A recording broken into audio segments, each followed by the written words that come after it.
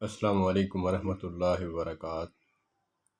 میرے پیر و مرشد قاسم علی شاہ صاحب کا قیمتی جملہ، وہ فرماتے ہیں نام اچھے رکھا کرو، کیونکہ حدیث پاک کا مفہوم ہے کہ ناموں کا شخصیت پر بڑا گہرا اثر اور تعلق ہوتا ہے۔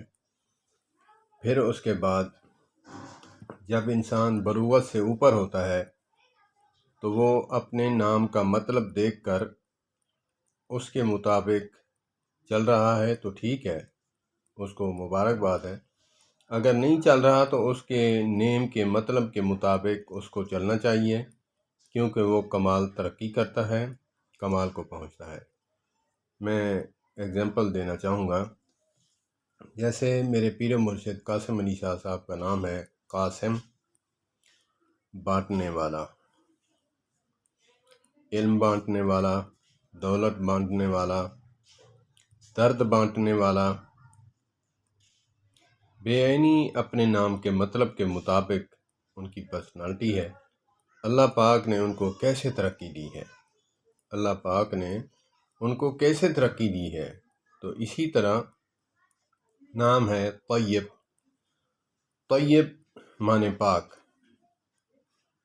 پاک ذہن والا، پاک کردار والا، پاک پرسنالٹی والا، پاک سوچ والا۔ تو جس کا نام طیب ہے تو وہ اپنے نام کے مطلب کے مطابق بن کے تو دکھائے۔ اللہ پاک ہمیں اپنے نام کے مطلب کے مطابق بننے کی توفیق عطا فرمائے۔